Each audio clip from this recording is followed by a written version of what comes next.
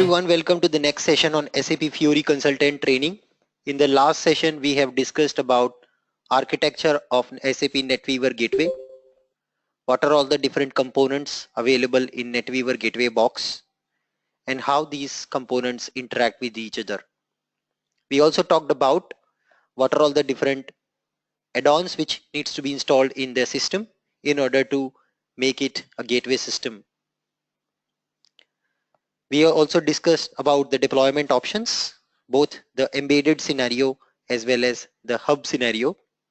And I also mentioned the hub scenario is the most favorable and interesting scenario which everybody uses in the real time.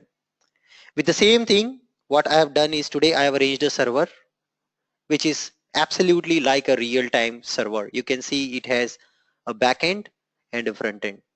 So yesterday's server which I showed you was more like an embedded scenario server, but this one I got it today based on your feedback. I have got a couple of emails from some of you that Anubhav, it is also good if you can show me a distributed scenario or central hub based scenario. So in this case you can see I have one front end and one backend server, both are different. I will show you how this front end and backend are connected to each other. So let's get started. I will first connect to the front-end system and I will go to transaction SPRO. So as I mentioned that a connection between the front-end and back-end system happens through this RFC. So you can see here in this picture that you have a front-end system which is your gateway hub system, and then there is a back-end system here which is containing all your ERP data. They both are connected through this bubble, and this bubble is nothing but your trusted RFC connection. Trusted RFC connection. Now, any trusted RFC connection, we must have to maintain a default user, and this user must exist in backend system and in front-end system.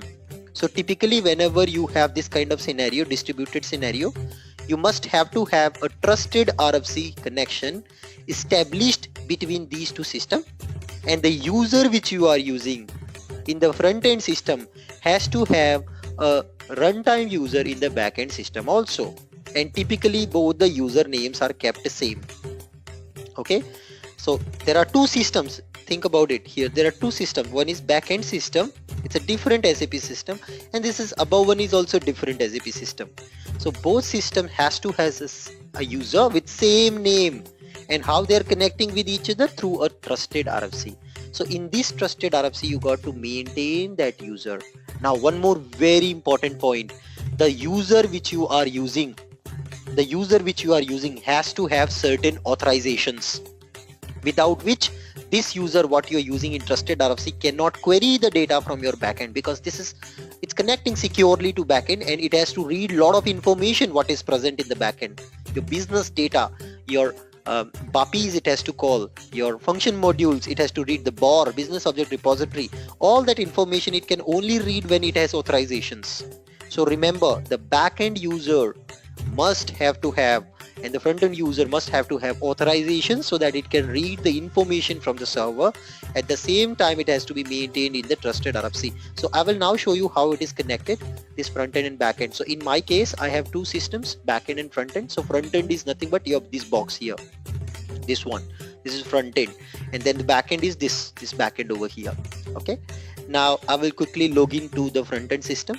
And you can see it's AHE. You can see the name here. AHE is your front-end system, and then you have a back-end system. I will just connect to the back-end system. Let me just do that. I double click on this and I'm connecting to this back-end system. And you can see the server is actually an EHP7 system, which is your backend system, and the name is EP7. Okay, it is EP7. So how do you connect from this AHE, this is the front-end system, to EP7? So this can be done through an RFC connection, a trusted RFC connection. Let me show you how to create that connection. So to create such connection, we go to SM59 transaction to create a connection, and now I click on create button. So this is a basis work again, but it's important that you have the knowledge. Okay, it's important that you know these things at least. Okay, so now I just maintain a secure backend connection. Typically it is mentioned as the system name underscore client. So if you're connecting ep7 underscore 800 is what I'm connecting. So this is the naming convention what typically is being followed across industry, but you can name it anything. Let's say Spider-Man, it's your choice. Okay, now the connection is between two SAP system, from one SAP system to another SAP system. So it's a type 3 connection. It's between two SAP systems, R3 systems, abap systems. So type 3 connection. Choose this, provide some description from Fiori front end to back end. So we're connecting them, then only they can talk to each other, otherwise they cannot. So that's what we're doing, connecting them. Now come to logon and security, and here we maintain the user of the backend. You are going to connect from AHE to EP7, which is your backend. So here the user has to be EP7 user, guys. Okay, EP7 ka user has to be maintained in your RFC. So this is your front end system where I'm creating Spider-Man. It's gonna connect to your backend. So it has to be the backend user here. Okay, very important. Now before that, mention the technical settings. Okay, so my current user is Fiori server. The username is Fiori server. In backend also I have a user with the name called Fiori server user. Remember, I have this. So now I come here and just enter here the details. So you can enter multiple descriptions. Now I will enter the logon host. How do you find this logon host? Very simple. Go to system, right click on backend, click on properties, and this is the logon host. You can see this is the logon host. Copy this, put here the logon host number, whatever IP address was there. It is 192.168.0.126. That's the logon host. I enter it here, and then the port number is also there, 48. So I will enter 48 here. So that's a relationship now between these two systems. You can see it has taken the domain name of that server and IP address have come in here automatically. Click on save. You have established first a connection, but now the connection is not secure because it doesn't have the default username password that we will maintain in the logon and security. So come here and enter language, EN, client 800 of the backend system. Let's see which client we are using. It's 800 only, see. And now enter username password of my backend user, Fiori server, and the password I am entering here so that it becomes a secure connection. And I mark trust relationship as yes. Yes. Done. Click on save. Done. Now the beauty is you can do a connection test. Okay. Now there is a question, I think. Charu, do you have any question? Please unmute your line and ask. Please unmute your line and ask the question. Yeah, are you able to hear me? Yes, yes. Actually, we are trying current user in our system because that Fiori is exposed to number of users for approval and thing like that. So, but the thing is, it is giving error. That red color error word comes in every app. You know. Okay. Okay. No, so this is not for the actual end user. I will come to the next level of this today's class where I'll talk about different people who work with Fiori. So there is one developer, there is one Fiori consultant, then there is one user, and there is one administrator. Who does what, and how these people get impacted by different roles and different connections. These things I will discuss. So there I think it will be more clear to you. But that this is happening because the username is not matching, so it is not getting logged in. It is not able to fetch data from the backend. Yes, yes. So that part is also covered in today's class. You will understand that today. Okay, cool. Thanks. Okay. Okay. So now I maintained this here. Now I clicked on save button. The beauty is you can do a connection test, and you see connection is okay, which means you can connect securely to your backend system from a front-end system. So now click on remote logon button. Since it's a secure RFC, it will automatically logs you in with the Fiori server user. See, it opened EP7 system. You can see below it has opened with Fiori server user. Now why this user is required? This user handle the things behind the scenes. Basically this RFC handle the things behind the scenes. See, one user is your business user who is using apps, but system also need to talk to each other, right? Both these system needs to talk to each other. They need to exchange information. They need to talk to each other, right? These components, IWFND core and IWBEP, they have to work in sync with each other. Metadata when you create, when you want to pull the information about service projects, when you want to pull the information about ERP data. So ये सब चीजें के लिए we need a inter-system communication also. So this user, this RFC is not for the end user purpose. This is for system to system connection. This is between the systems to exchange the data between system, which is technical data to make the system runs together.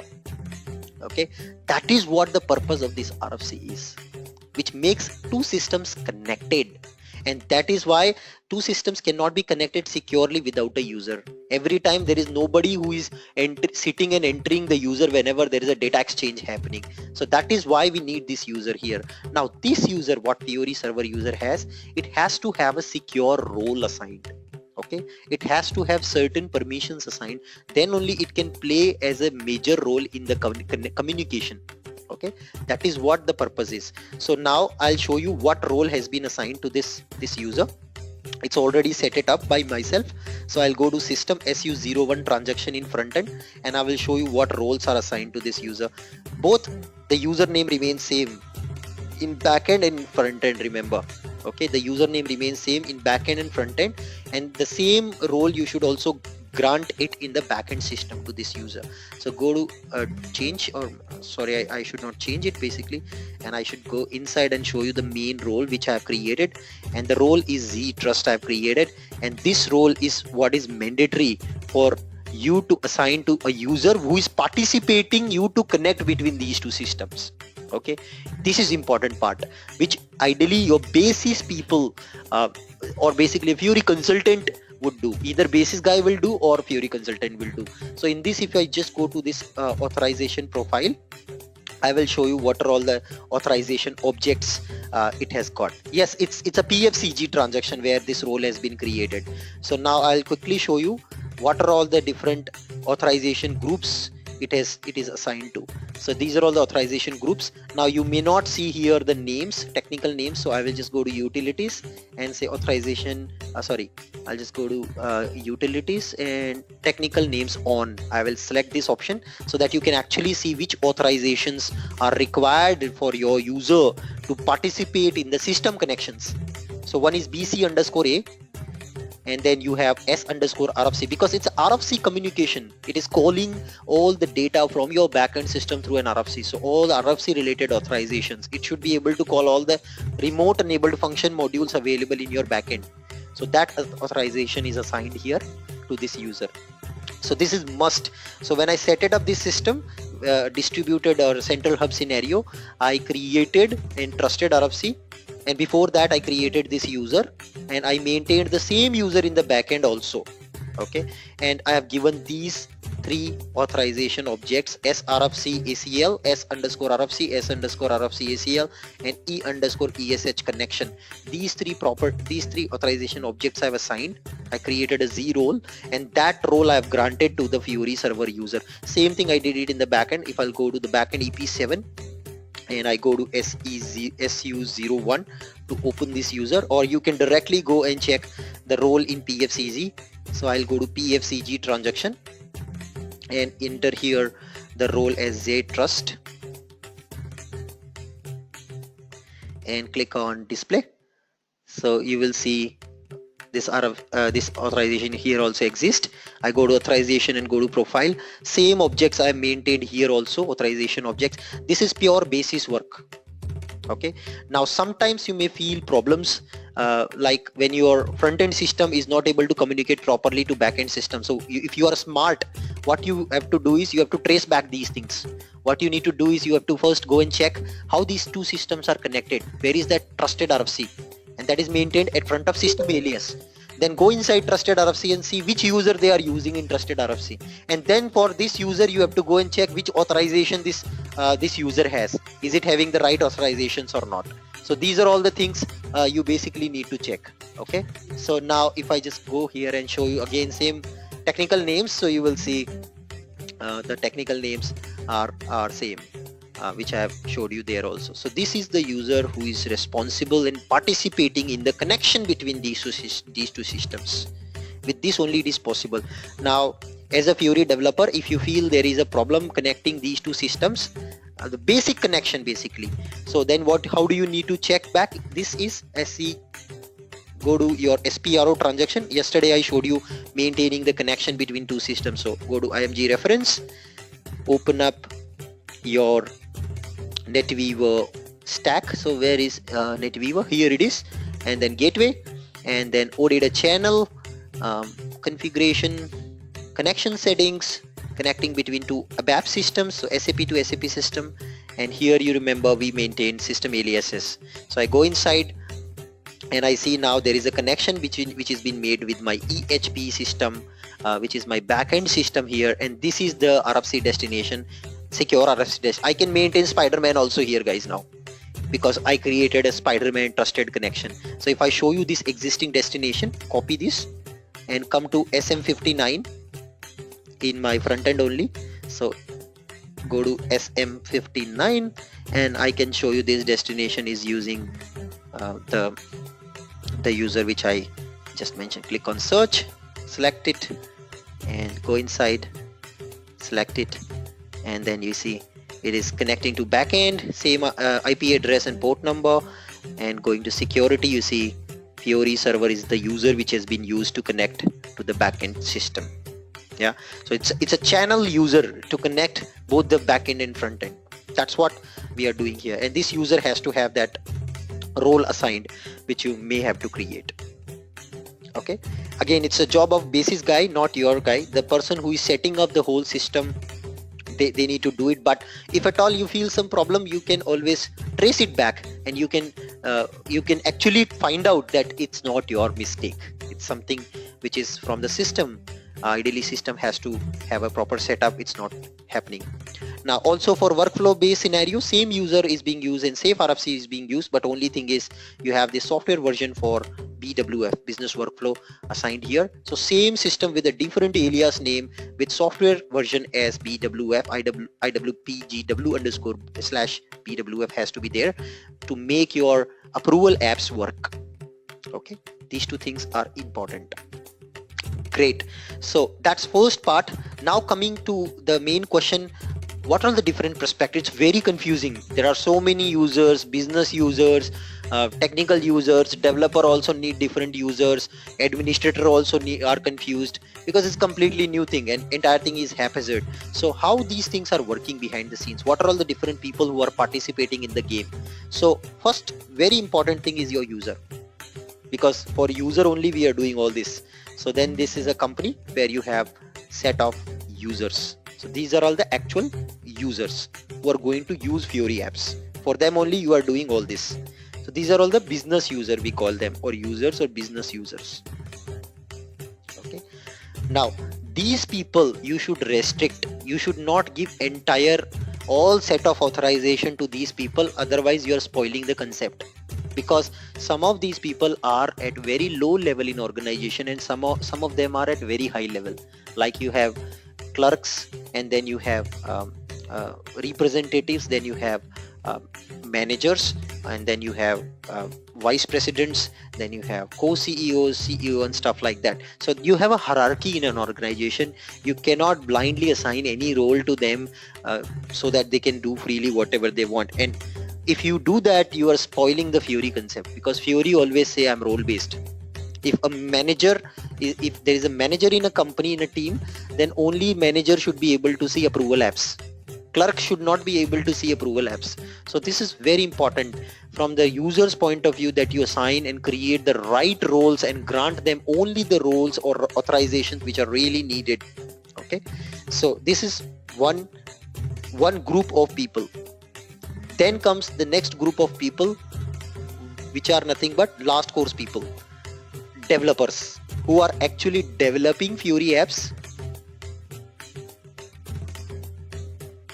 and deploying these Fiori apps in the server. Now these people should have typically the rights to work with the system.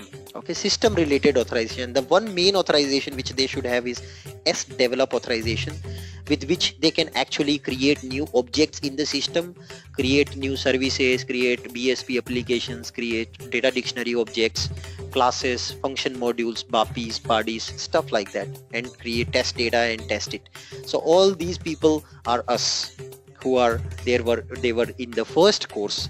So these are all the people who are developers. Their main job is to work and build the Fiori apps and deploy these Fiori apps and create the OData services and stuff like that. Then comes the third set of user, which is most confusing till date for us. Either they are basis guys or Fiori consultant. Okay, so I'm mixing them together here. Either they are basis people who are the super user of the system.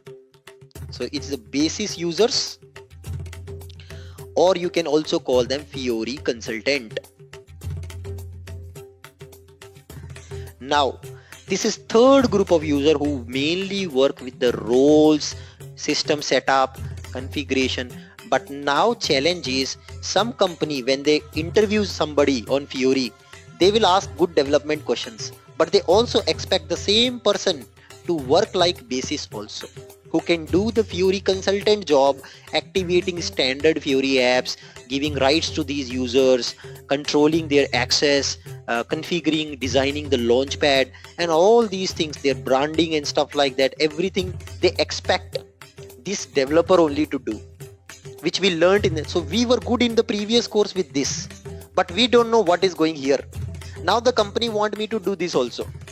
Okay, but again there is a challenge. This guy who is a basis guy working with installation stuff like that, he don't agree. He say, I don't know Fiori. This guy know Fiori, ask him. At the same time, we don't know here. So how do we bridge this gap? So now we have to come little bit on the left side. So this course, what we are doing here is targeting actually little bit of moving towards this side, understanding little bit of these what these guys does. So they will mainly work with creation of roles and access, granting the access to the people.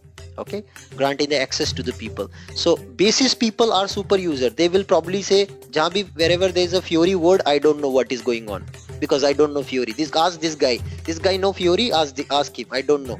But now slowly it is becoming more important for us to know what is going on behind the scenes, because there are standard SAP apps in the picture, right? Companies are looking for activation using a standard Fiori app. The first question which a company asks you when you enter in Fiori, in the Fiori team, can I use a standard Fiori app? SAP is projecting, I have 193 plus apps which are out of the box. Can I use it? Why are you proposing me to build a new app from the scratch? Because till now we know this, okay, we are good in this, so we always propose, I will build a Fiori app for you, don't worry, I'll create everything from scratch. But then the company says, I want to save cost. You can build it, you are capable of building Fiori apps, you are a good developer, but what if you are not there? And what if there is already a standard app, and why should I spend time and money behind you build Fiori app, right? That's a valid question from the company point of view also. So now we will see how to play this role here, this Fiori consultant role, activation of standard Fiori apps. What is that which is needed? How do you check in the system whether it has it or doesn't have it? And then also here we would still need this guy's help, because as a developer you may not have rights to create these business roles, rights to grant the roles to the business user, that you don't have it still. So you need to work in close with these people, guide them, coach them. And when you coach them, when you guide them, when you work with them, you learn a lot. It's a sharing and learning. And I personally experienced a lot of learning when I worked couple of basis consultant in one of my project. And that's where I got an idea, why can't a developer who is doing a tough job can also do this easy job? Believe me, this is easier than developing an application. Developing an application, Fiori app, you need to know 100 things, 200 things, 500 things. But doing more like a Fiori consultant job, it's just playing plug and play, doing plug and play. Yahan se liya, wahan dal diya, wahan se liya. This kind of work you got to do, just moving things which are already in place, just orchestrating things, connecting the pieces so that these pieces can seamlessly work together. That's what more like this Fiori consultant job is. So that is what here you have in the game.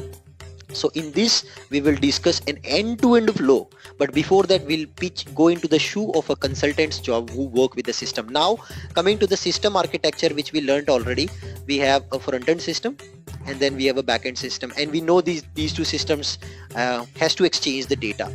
Now first important thing, a user who's supposed to access Fiori apps, your Fiori apps are lying in the front-end server. This is very clear. You will not have any Fiori app code. Whatever code you doing, whatever code, JavaScript code you're doing with Fiori app, it goes and sit in front-end server. It doesn't never go. It never goes in the backend. Remember, it never goes in backend. So one thing you all should notice clearly, that what this guy is doing and what this guy is accessing has to be in the first box. This is very clear. I think it should be very clear to all of you. You will not have even a single piece of this going here in the backend. Clear? This is a clear statement. So we know now what is the game. So game is any Fiori app you have, whether it is a standard Fiori app delivered by SAP or it's a application which you developed, has to be with this. So now as a developer and as a business user, you got to connect to this. Okay, you got to connect to this. So what developer does? Developer will deploy the Fiori app over here. And what user will do? User should also access the Fiori app from here. Great, good. Now, what this guy plays an important role here. This guy restrict the access of the Fiori apps to this guy. Okay, this guy here. So this guy controls what is that the business user can access. So then comes the role concept. So anything related to business, anything business roles, you will have something called front-end roles. So these roles are also present in this system. Okay, these roles are also present in this system. Remember, these are roles present in the system. What these roles does, they control the visibility and invisibility of Fiori app to the business users. Okay, business users. Now we are not going into the shoe of a basis guy already know how to give a role to developer to develop the apps. That we are not worried about. Okay, now third thing, how does these users access the app? Now one important thing you all must know is, if you, let's say you have 193 apps, right? You have 193 apps. If you give an access to all these 193 apps to the end user and say, for leave approval use this URL, for leave request use this URL, for timesheet use this URL, he will go mad. He will go mad. 193 URLs you will be circulating in an email to entire business community, business users over here, and they will go mad. They will say we will not use it. So you have to centralize things. You have to centralize things in a way that they can access the applications from a single URL. Can anybody tell me what is that concept called? What is that concept called? Wherein they can access all the apps from one single URL. Perfect answer. Everybody knows about it. Good. It's called launchpad. So launchpad is the single entry point for all the business users from where they will access your apps. This is very clear statement. That's a perfect definition of a launchpad. A launchpad is a single access point for all the business users to access your Fiori apps. Very good. Now since it's a single point of channel wherein the business user will enter and access your Fiori apps, which means if you control your authorizations here only, the game is on. You don't have to do it at different app level. You can control the authorizations from here only, because single entry point for all the business users, right?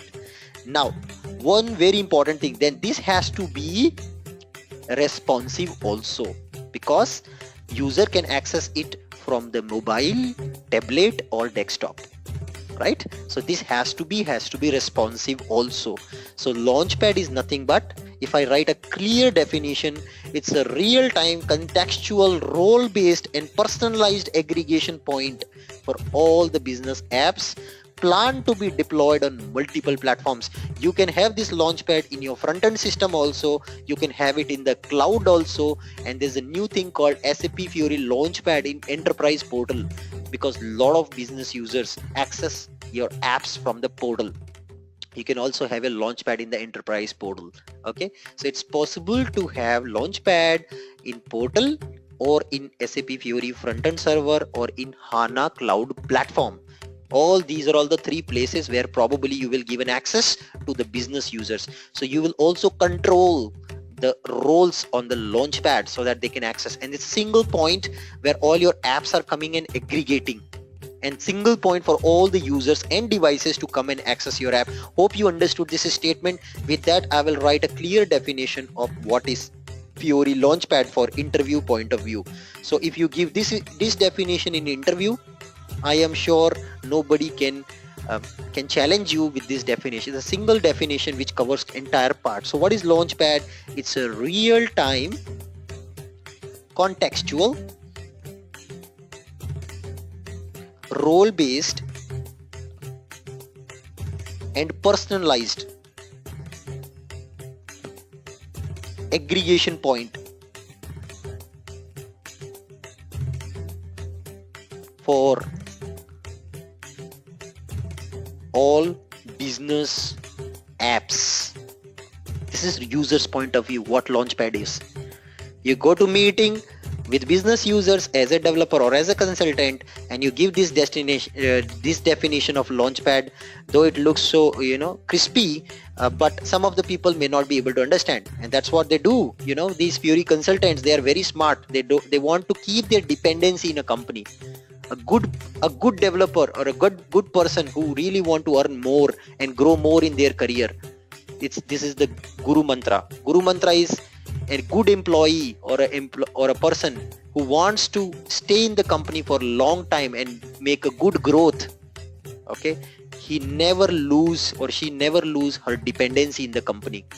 They look like so knowledgeable for others that, okay, oh my god, if this guy leaves the team is not gonna run. That is how you should be in the company. That is how you should be in your team.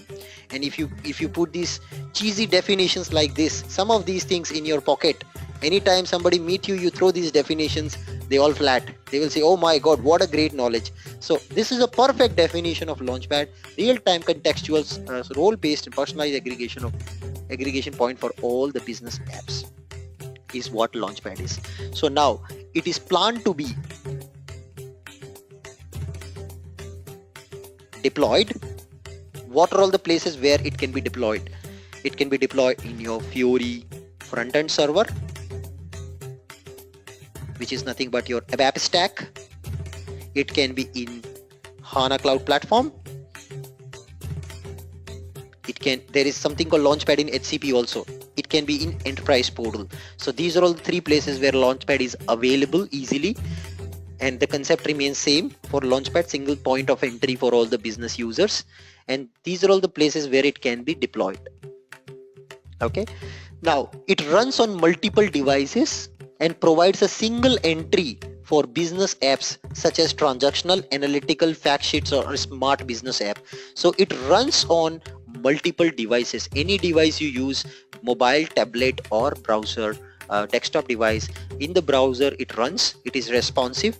So this is a single point. They can run it from anything, from any device, anywhere, because it's a single point. So user will never know that behind the scenes you have so many apps. User may never know. User will only see launchpad. They click on a tile, it takes you to the respective app. So, and then user click on back and you come back to the launchpad again. So it's so seamless experience for end user, guys. If launchpad wouldn't have been there, you cannot imagine the nightmare. It would have become a nightmare for all of us. That how does the user access? They cannot afford to remember 193 URLs, right? So this is one single point from where business user always use. So now you can understand how important your Fiori consultant job is who work with launchpad, because user will probably see your app later, but first thing what they see is launchpad. Okay. So all these features, responsiveness, your personalization, theming, custom branding, role management, everything comes along with launchpad, guys. It becomes so critical in the job, and that's why we all are here to understand what is launchpad and how does it does the navigation. So it is, what are the features of it? It is simple, easy. You will know in a shorter while how easy is that. Then it is role based. All the apps which needs to be displayed for a certain group of user like manager, clerks, you can control that. It is contextual. Contextual means suppose you have certain number of users, certain number of clerks, so they want to they should have certain number of apps, access of certain number of apps. All these apps can be kept in a single place called launchpad, right? It is contextual. And then what is it? It is responsive. You run it on devices, any device. It is a responsive web design, not responsible, responsive web design. Then it also allows you to do branding. So your company, it's a airline company, and it has a little red color look and feel. So you can actually do customizing. You can, with Launchpad theme designer, you can actually customize your Launchpad and give a look to custom branding. We'll see how to change the Launchpad front screen, how to change the redirection URL, how to change your company logo, how to change the colors. All these things we will see in upcoming chapters, how to do custom branding with the Launchpad. So all that lies in your front-end server, guys. All that lies in your front-end server. Yeah. No, branding is not called screen personas. Branding is not screen persona. Screen persona is a different concept where your conventional SAP screens can be changed with a different look and feel. So if you see a sales order transaction, you have thousands of input fields. Can you make it simple? Can you make it look simple? And can you make it look attractive and beautiful? So that's what your screen persona is. It's a layer on top of existing Dean Pros where you can customize and you can change the look and feel of existing apps. I didn't work on screen personas, but it is nothing related to Launchpad. Yeah, we can hide unwanted fields. We can control the look and feel. We can control the themes. Okay, we can harmonize the UI. We can bring it closer to Fiori. Why Fiori is becoming so important and so so popular? Because Fiori is simple. It's like Amazon. It's like eBay. You open an app, Amazon, eBay, you start doing shopping. Nobody needs a training for that. That's what exactly they want. They want to simplify the experience for end user. That's why Fiori, that's why personas, all these things came into the picture. Yeah. Yes. So deploying Launchpad in Portal. So Launchpad is also part of Portal. With 7.5 NetView version, it is inherently applied along with Enterprise Portal, and there also you can configure the Launchpad. I didn't work with that, but yes, the most important part here is with the front end, which we will cover in this course, not with Enterprise Portal. But just to inform you that it is possible to have Launchpad with HANA Cloud Platform and EP also. We will see a glimpse of using Launchpad in HANA Cloud Platform if time allows. Okay. Let's move on. So that is about your front-end system. So you have a Launchpad part of this. Now there is somebody who should design this, right? User can access this, but there has to be somebody who should design it now. So for that you have another utility available in this front-end system only called Launchpad Designer Utility. Okay, Launchpad Designer Utility. One second, this role is causing a problem. Let me put these roles here. Okay, so there are two more things which comes in the front-end server. One is called Launchpad Designer. Launchpad Designer helps you to design this Launchpad. So your Launchpad Designer will help you to design the Launchpad. And then there is something called Theme Designer. That's another entity, Theme Designer, which helps you to control the branding part, which we will also discuss in upcoming chapters. So never get confused between Launchpad and Launchpad Designer, guys. Launchpad Designer, who is the consumer of Launchpad? Anyone? Who uses Launchpad? Who uses SAP Fiori Launchpad? Who is the consumer? Business user. Perfect answer. The business user are the consumers. Who is the consumer for Fiori Designer, Launchpad Designer? Anybody? Who's the consumer? Who uses Launchpad Designer? developers or Fiori consultants. Here you see Fiori consultant. This guy is gonna use the launchpad designer to build this launchpad which end user use. So hope you understood with this picture who does what. So now, as we mentioned in the last course, we did this, but now we are moving little bit towards this side, Fiori consultant side, and we'll see how to do this launchpad designer, how to use this to design a launchpad. We'll also see theme designer.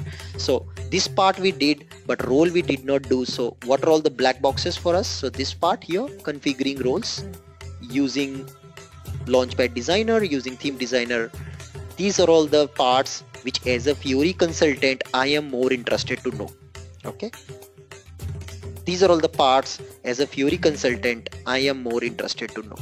These are all the parts we will focus more in this particular course. Yeah. Now the same business user also should exist in backend. He is accessing the data, which is actually, see, data lies here. Fiori is just, we are doing all this Ramayana Mahabharat for improving the user experience, but your actual data still lies in backend, right? Your material Mara data, your sales order data, your purchase order, your business workflow, everything still lies in backend. Your actual data still sits here, right, in the backend, your business data. Now anybody cannot simply access this business data. It's very critical. So there are roles which also exist,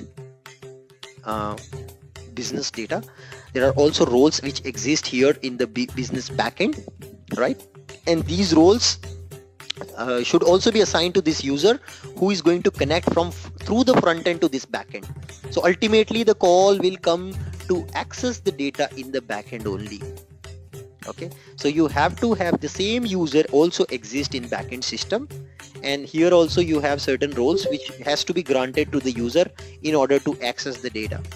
But do user care that do I have a backend user, do I have certain roles in backend or not? Does it matter for end user? Because he never see a backend system, right? He will always work with these Fiori apps, so it doesn't matter. But as a consultant, it's important for us to manage his session with the backend. So when he's connecting to front end launchpad, he never goes and talk to backend, never ever. He will not even know there's a backend sometimes. What he sees is your launchpad, but you have to manage all the roles and the access of business data in the backend for him. You should control that. And can anybody tell me what is there in the backend which exposes the data to the front end? What is that element which is there in the backend which helps you to expose the data to the front end? Anybody? What is that element? Yeah, that's a component side, but actually at a granular level, what is that a developer does to do it? What is that perfect OData? You create OData in the backend system, an OData project, which we saw in the last course. We create an OData project over here in the backend system, and then that is what we control the access. So here this OData is actually called your business data, your business APIs. It calls the business APIs, and then that ultimately calls your business data to access the business information, business data. So it has to be so seamless. It has to be so seamless for end user that he should not care about what roles do I need backend and front end. We should manage it on our own. So here this OData part is managed by developers. Fiori apps are managed by developers. So we need to control the backend authorizations which this user need. That's why we are saying same user. So if I have a user Anubhav, if I'm a business user and my user ID is Anubhav, I will exist, the Anubhav user ID exists in front end and back end both. So I have to grant some certain roles to him in the back end. I have to grant some certain roles to him in the front end. We will talk about these roles in detail going forward, and you should not even, as an OData developer, you should not even worry about these roles now, because that is centrally managed. When you grant OData service role, all the other roles required to access the data are also granted to him automatically. That's a design what is being proposed already.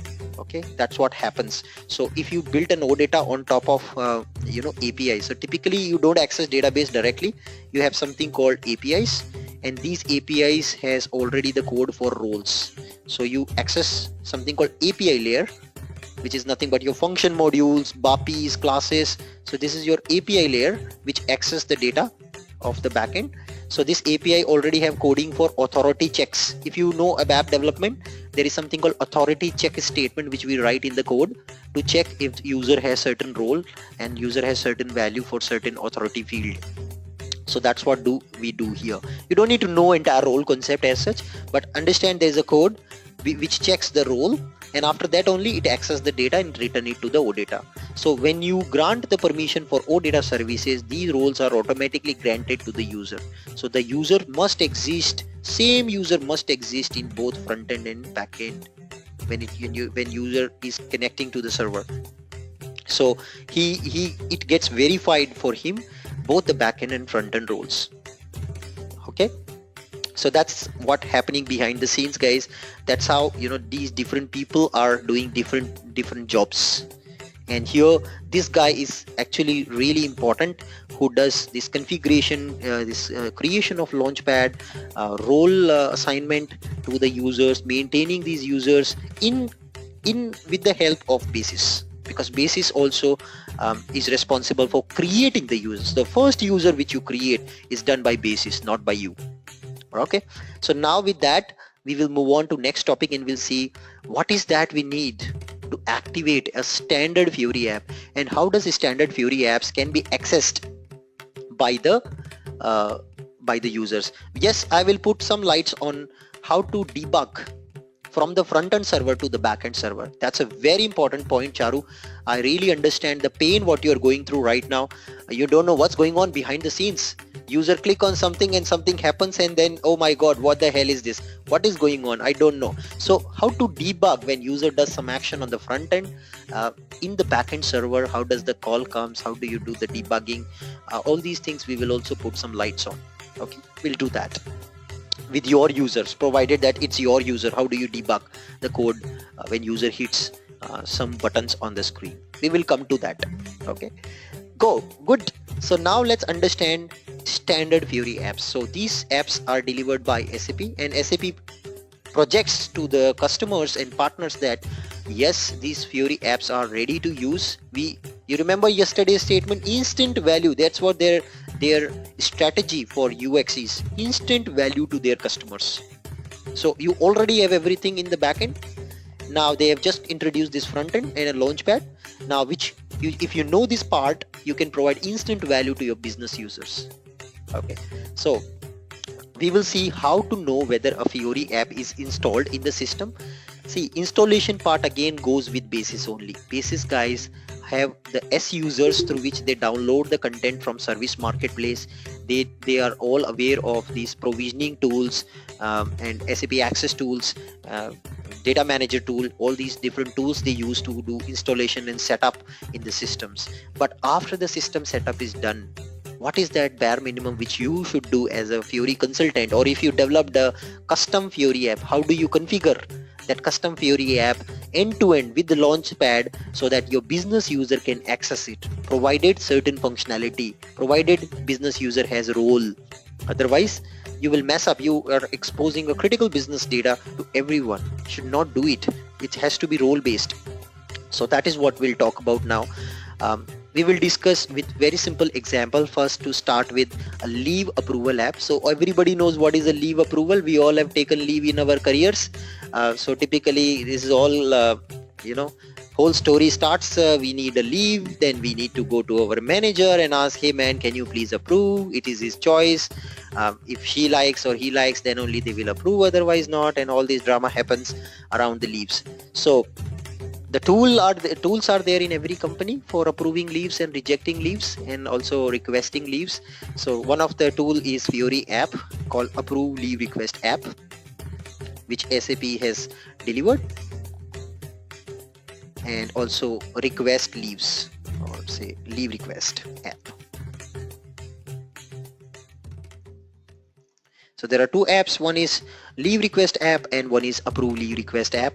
So of course this leave request app is granted to everybody who is there in organization, and this is approve leave request app is only granted to managers, not to the normal employees. So let's put this outside the scope right now. So we'll see how to check if your company says, your manager come and ask you, can you check if we can use the standard Fiori app delivered by SAP, which is a leave request app. Can you check if it can be used out of the box directly as it is? And if yes, enable it. Okay, simple question, enable it. If yes, enable it. So first and foremost thing you should check is it installed? Okay, first question which comes in your mind is it installed? If it is installed, or if it is not installed. If it is not installed, what you need to do is no, then you need to contact Basis to install it. But again, when it comes to Basis, they will say, I don't know Fiori, you are Fiori, you have been hired for Fiori, you do it. And of course you cannot do it because you don't have S user. So you need to guide them how to install it. What are all the components? If you tell them exactly what components are needed to get this app in the system, they will be happy. They will do it for you. Okay. So you need to tell them what components are needed separately in front end and back end servers so that they can install it. If you tell them, boss, this is the component, they will easily do it because they know how to do it. Okay. So that is what we will see, how to find out what are all the front end and what are all the back end components needed to install an app out of the box if you want to, your company want to use it. Point one. Point two, if it is already installed, or after the second step it has got installed, you need to provide access of your app to the users. Now before that, there are three things comes in mind. One is called access to app using tile. How do you do it? And in this there are two concepts. One is called catalog and one is called group. That comes into the picture. And then second concept comes is the role. Is user having the right role assigned? Then only they can access the app. So these two things are important when it comes to giving an access. So after installation is done, it comes to accessing. So if yes, access is there, you have to grant the role and you have to manage the catalog and group for that. Why catalog and group? To integrate the app with Launchpad. Okay, that is what the step is. Because as you know, users don't know what is an app, what is a BSP application. User don't know that. User only know Launchpad. User only know link of this. They call it as sometime portal. Okay, user call it as portal. They say it's a portal. In portal I can't see app. Okay, that's how the users are. So business user don't know what exactly going on. Okay, so they call it as portal. So they say I don't see the app in the portal. So for them you need to enable it after installation, and for that you need two things. One is catalog and group. So we will understand going in deep how SAP system manages catalog and group, and together this thing is called content and app content. So we will first understand if there is an app which your company or your manager asks you to install and do whatever end to end. How do you do it? How do you start with it?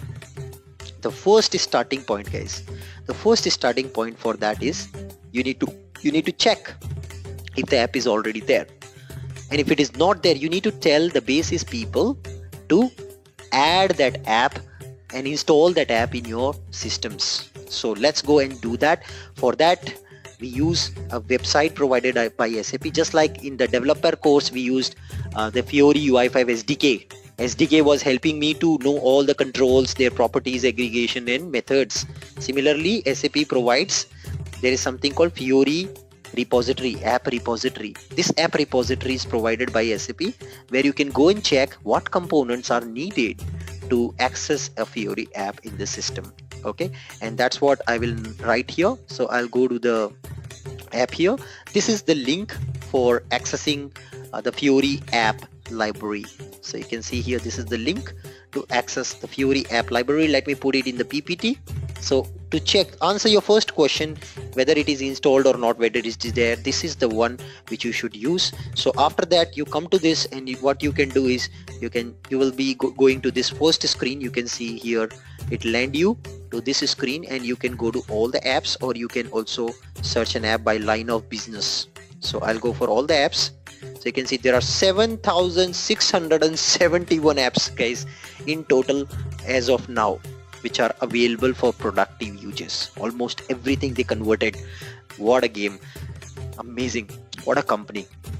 So now here you see you can search for this app. So our scenario here is for leave approval app. So I search for leave or leave request. I just search for leave, and you can see there is this app called my leave request app. I click on this, and now on the right hand side you will get to know that what is this type of app, what exactly you need for this. So you can see application type is transactional app.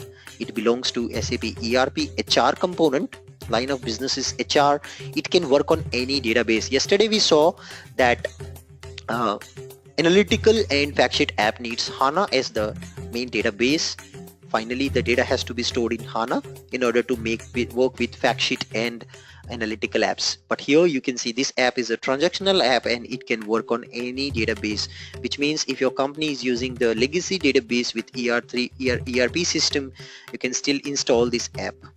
Okay, what are all the features of this app? Quickly created leave request by an employee with flexibility, and all this gyan is there.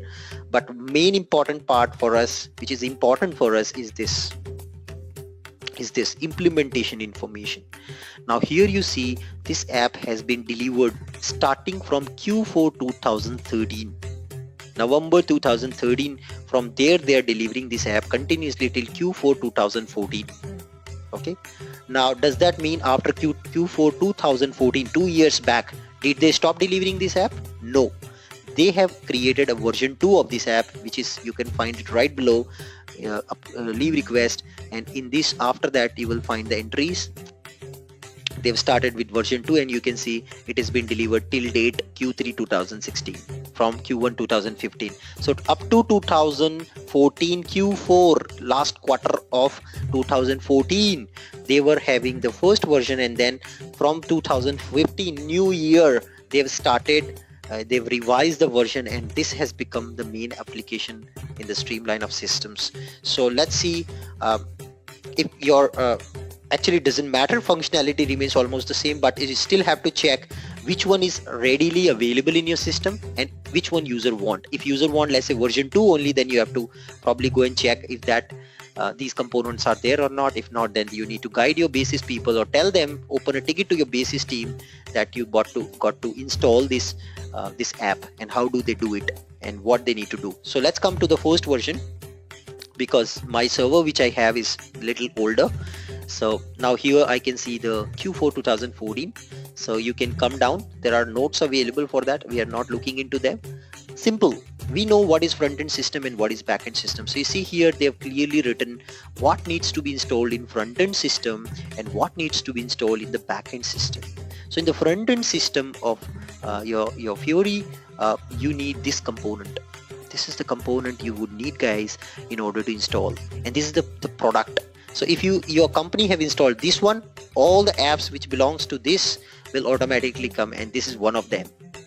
So the software component version which has to be there in your front end has to be this one if you want to use Fiori leave request app. And at the same time you have to have a counterpart which controls your OData, because OData remains always in backend. You remember the architecture? Always keep that picture in your mind. Your OData always sits in backend. So you have to have OData services for this app in the backend. At the same time, you have the Fiori app in the front end along with the roles. Okay, so these three things are bare minimum to make an app run, right? So front end component brings your roles, and Fiori app along with that it brings lot. I will come to that, and then your backend OData services are being installed by the backend component.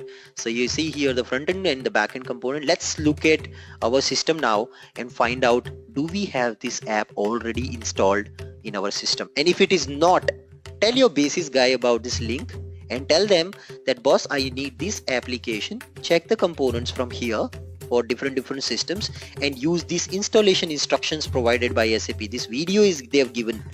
With this video, they can use maintenance planner to install these apps easily. These components easily they can install in the server. Okay, so you can tell them that use this documentation or maintenance planner tool to set up this component or this app in the front end and the back end respectively. So let's see if this app is already there in our server. As I have already installed these components, it is already there, and that's a pure basis work, by the way. It's not your job. Your job ends here as a consultant. You have told, yes, these are all the components I need for this app to run. Whatever customization or user wants some changes, I will do it later with my Fiori knowledge, but you have to install it first. After that, how do you check whether it is already there? So you come to the systems, and let me copy this whole text from here, go back to my machine and put it in a notepad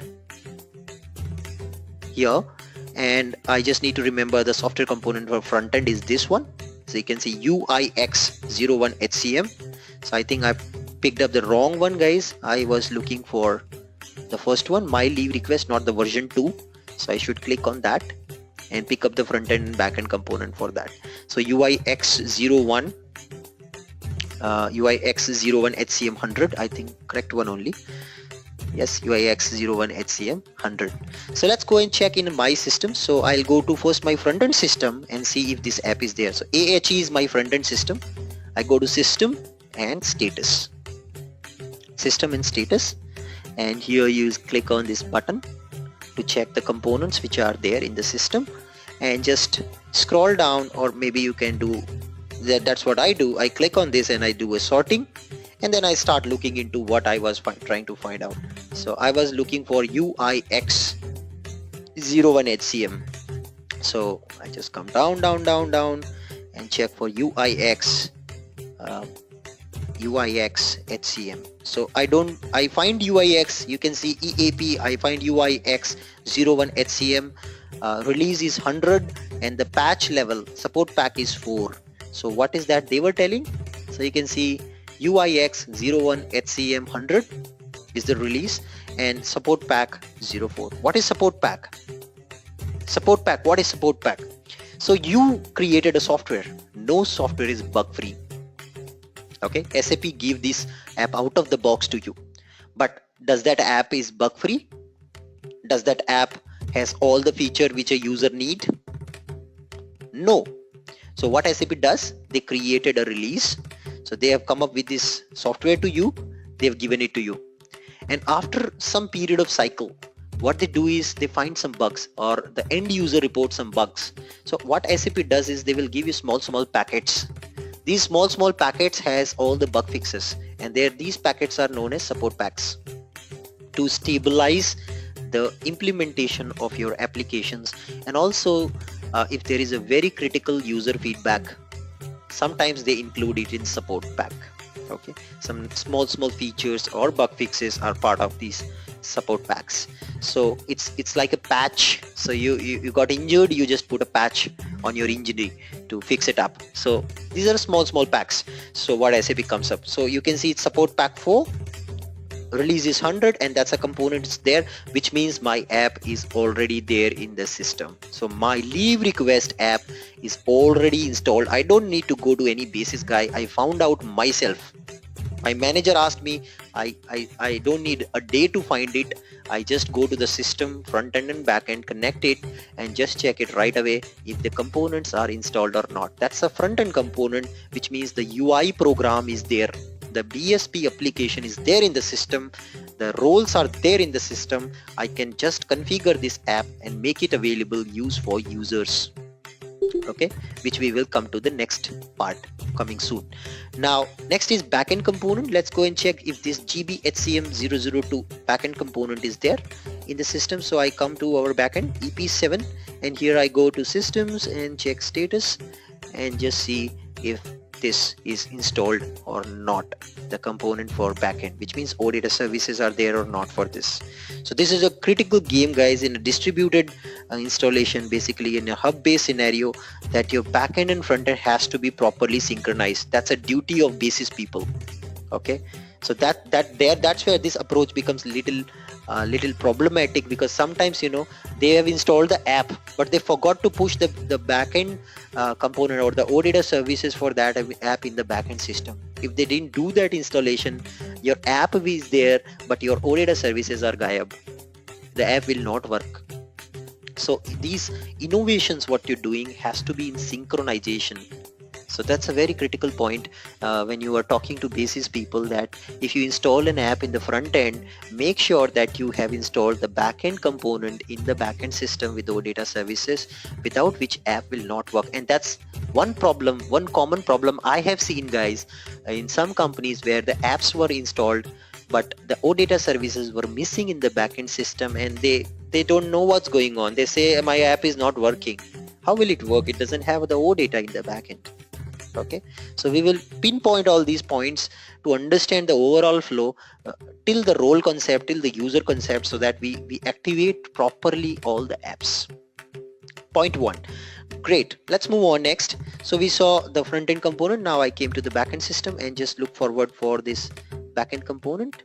So the backend component name is gbhcm2. Let's search gbhcm2 abcdefg.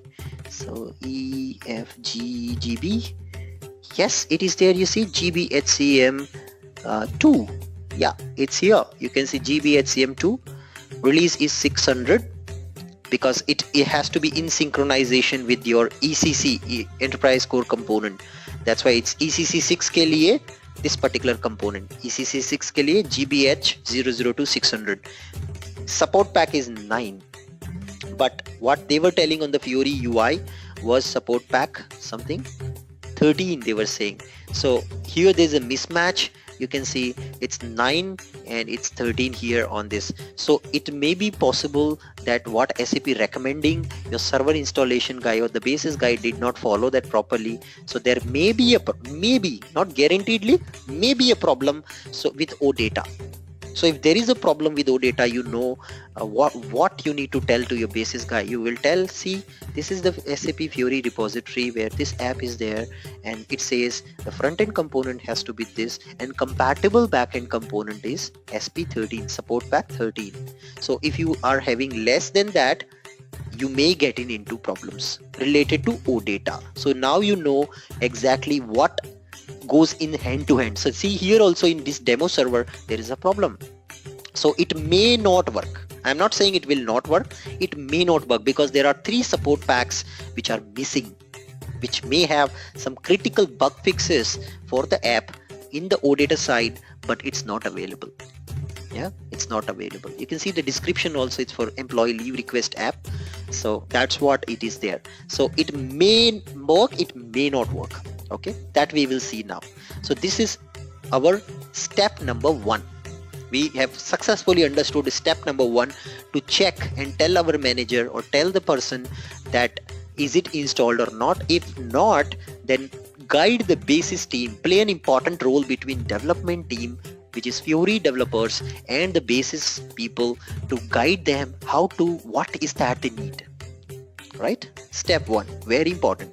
Now step 2, after the app is installed, how do you configure the app for end users? Right? How do you configure the app for end users? So that is what we do using Launchpad. So now we will move on to the Launchpad part and see how to design the Launchpad and configure this app for the end user. So we will take a fresh scenario. Let's imagine a person newly joined the company. So we work here, since I don't have a separate basis trainer here, I will also work as like your basis guy who will create a brand new user in both the systems. And then I will play an important role for Fiori consultant who will use Launchpad designer to design the apps, to provide an access point for the app and put it in the Launchpad. And then as an end user, I will log in as Anubhav, and I will show you that yes, I am end user Anubhav and I am able to access the leave request app or not. So we saw first step, installation is there. So which means things are there in the system. So now let's move on to the next level and understand how to use this Launchpad Designer. So I will break here for a minute. Any questions for any one of you? Any questions till now? Anybody? Hope you understood the picture. The different roles, the different people, what does this different people does at what point of time. Any questions? You can feel free to unmute and ask. Anubhav? Yes, Dheeraj. Yeah. Means if we are planning to integrate with the BW system, what are the prerequisites for that one? With the Fiori? Tough question for me. I cannot answer that. I'm not an expert integrating with BW. I cannot. No, actually, I find out some of the apps over there in the Fiori that it was with the analyticals app over there for the BW. So you told that BW on HANA, I think, because analytical app needs BW on HANA. Yeah, but if we don't have the HANA system, so I'm not really an expert specifically inside an app. As a Fiori consultant, I can tell you how to check installation if it is there or not, but I cannot specifically tell you for this particular analytical app ye chahiye. That knowledge I don't have, and if I don't have, I don't judge the answer. I don't misguide you. Okay. No, not the analytical app. Means if we want to integrate with the BW, our BW system with the Fiori. So I'm just asking that. It's a app delivered by SAP. No, not app delivered. Means right now, if we are configuring the Fiori in our project, so need to integrate all the BW reports and all with our Fiori system. Let me note down. I'm noting down in my notebook. If I find a scenario and if I can present it to you, I would love to do that. Okay. You are giving me points to learn more. I will check it. Good. Okay. Okay, great. So now let's go ahead and create a user first. So imagine you are basis and your job is to create a user now first of all. And this is a new guy. His name is Anubhav. He joined the company and he's creating a lot of buzz around Fiori. You are not using Fiori in your company. In my past company, I was using Fiori. Then your manager, the backlog item comes to your manager. Hey, what are you doing? There are new people coming into our company and saying they are using Fiori.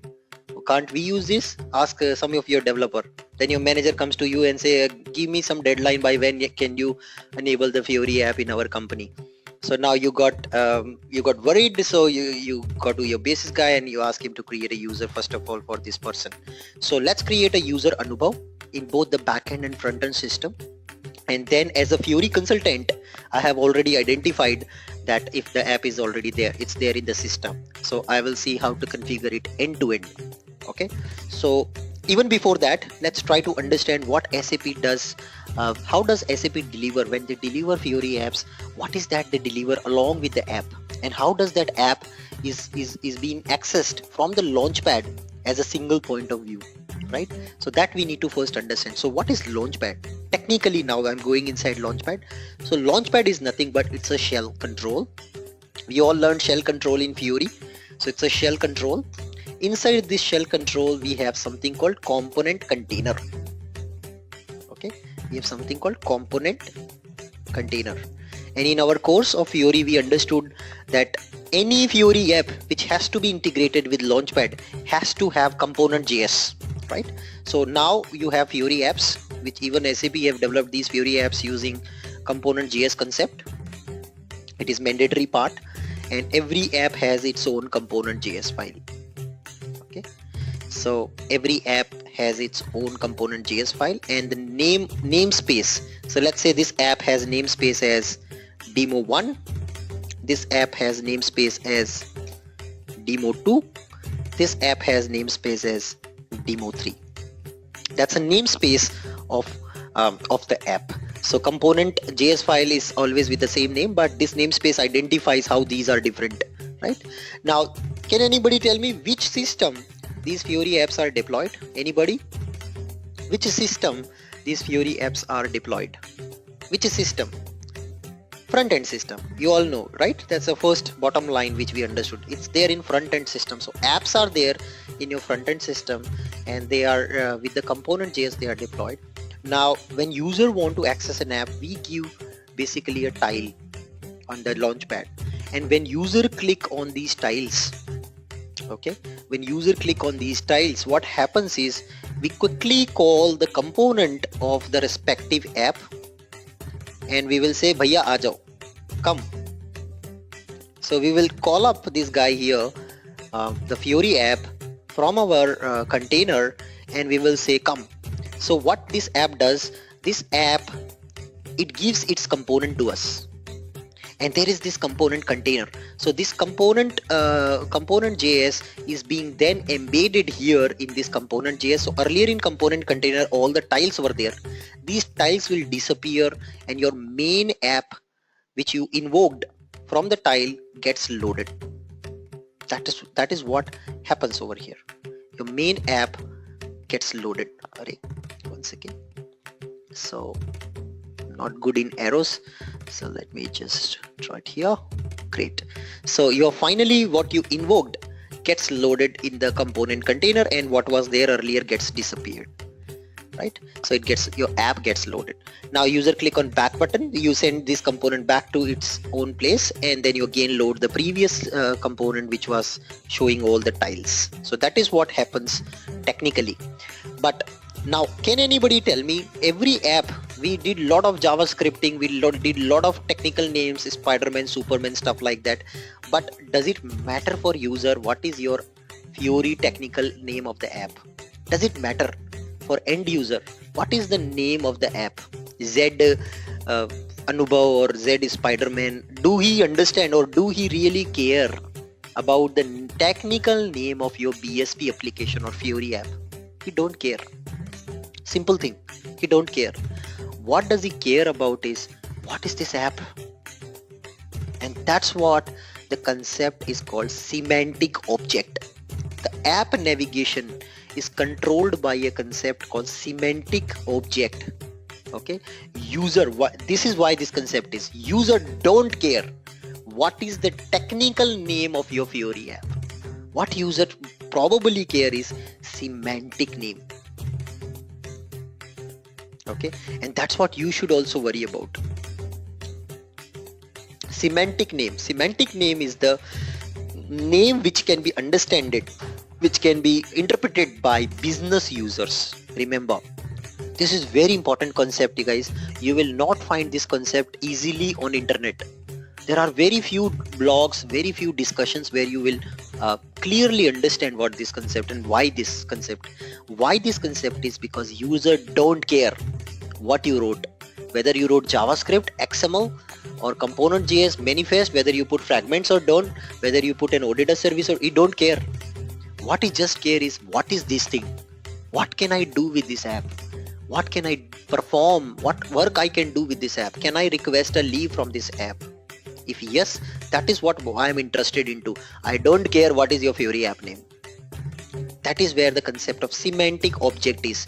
So what is semantic object? Semantic object is nothing but the description or a semantic identification of Fiori apps. This is very important concept, a semantic identification of our Fiori apps. Now you may ask me, Anubhav, where this semantic object is stored. So it is stored separately. If there is an SAP app, SAP delivered that app, the semantic objects are stored in transaction /UI2/ SEM_OBJ semantic object _ SAP. And if I'm creating my custom app, user don't care what name I've given to my app. I have to create a semantic object for him, for the end user, so that user can know what this app will do for me. For that, I use transaction code UI2 _ SEM OBJ _ SAP is not required. So this is the transaction where you will see all the semantic objects of all the Fiori apps delivered by SAP. Let's copy this, go back to our front end system, and we will see that semantic object over there. Let me quickly take you to AHE, which is our front end system. Go to /n and I enter transaction /UI2/SEMOBG_SAP. Press enter.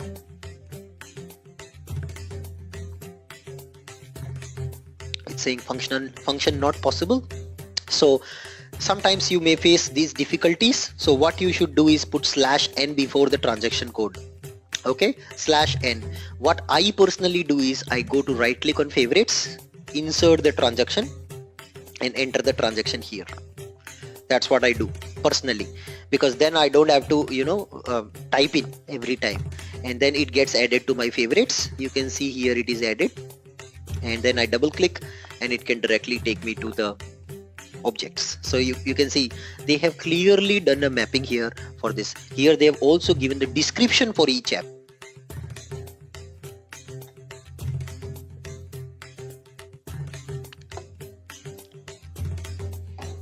So these are all the apps what SAP has delivered semantic object of each app.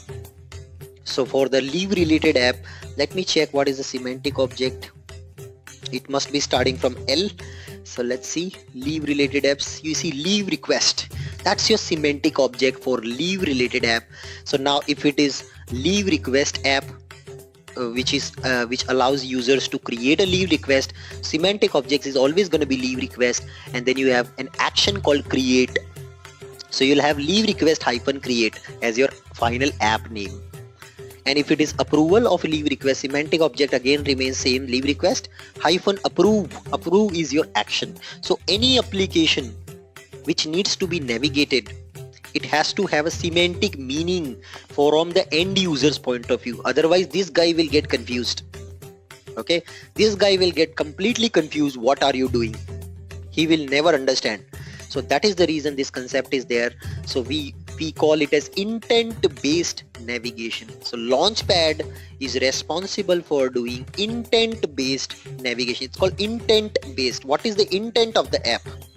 Intent based navigation, which is controlled by semantic objects.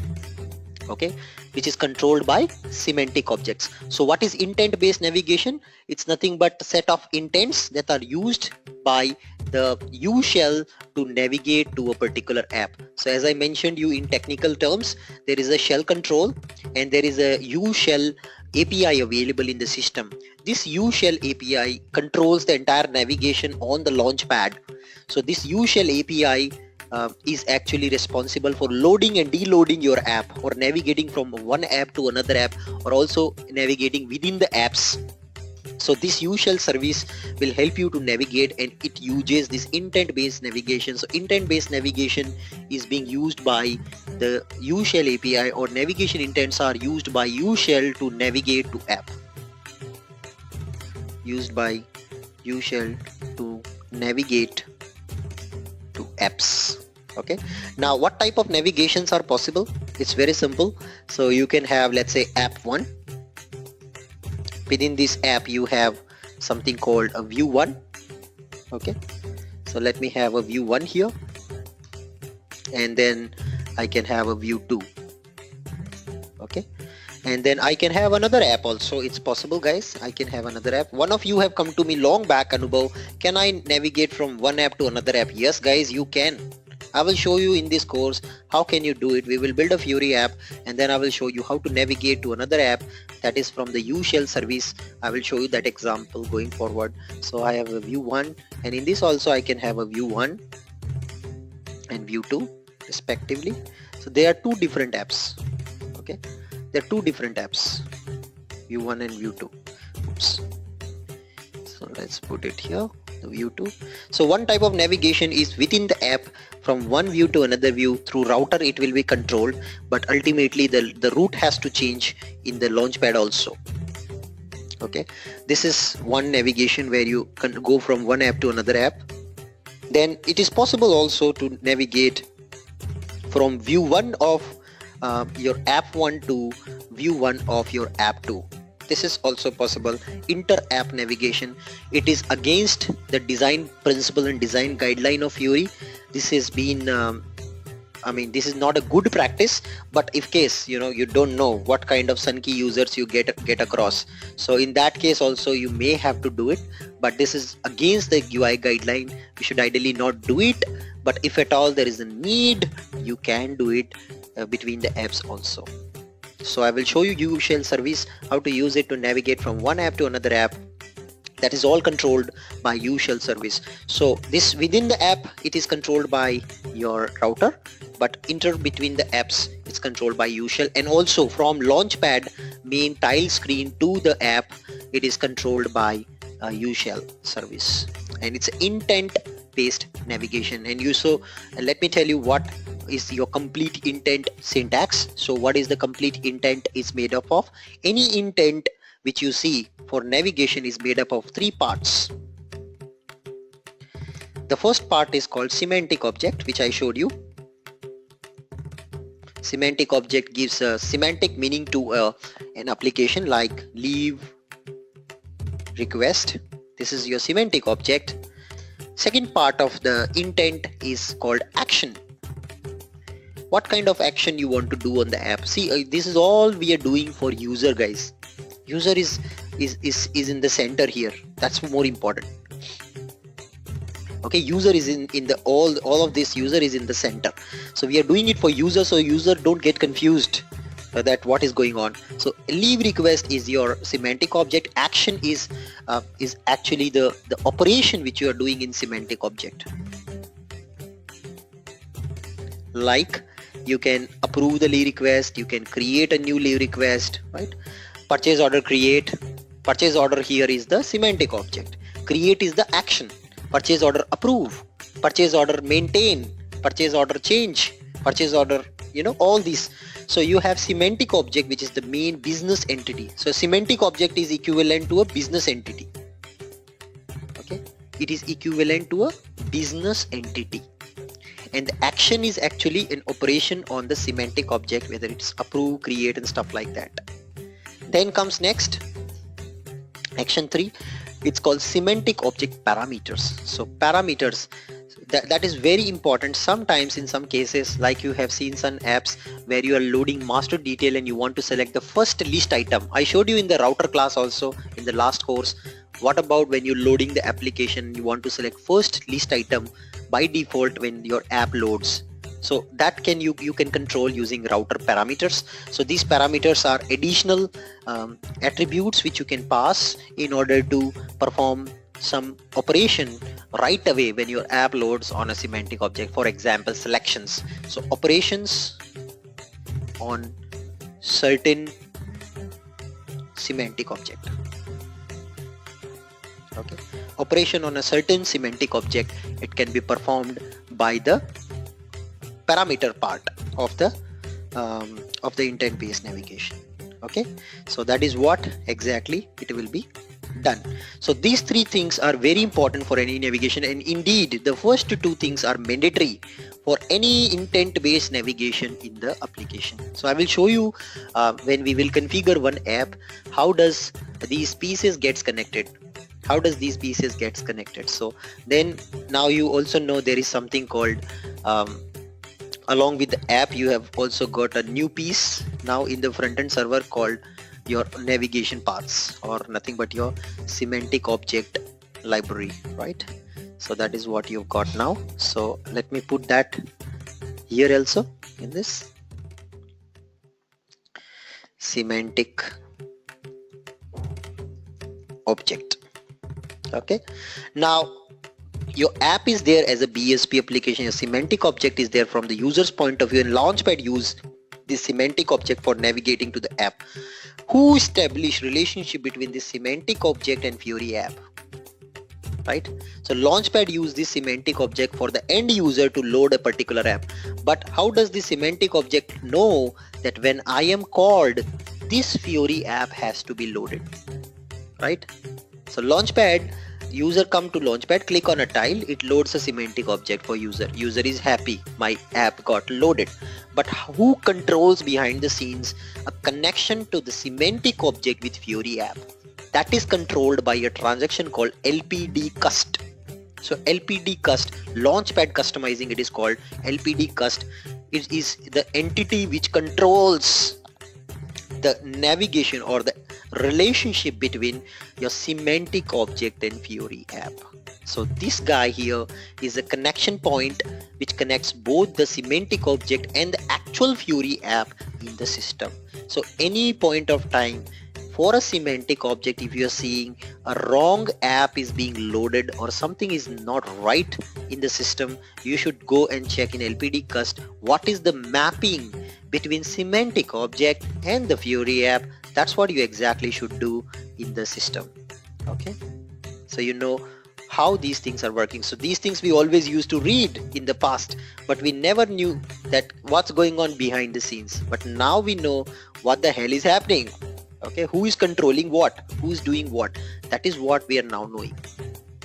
Okay, that is what now we are knowing. So LPD cust is what is controlling the relationship between your semantic object and the actual Fiori app deployed in the system.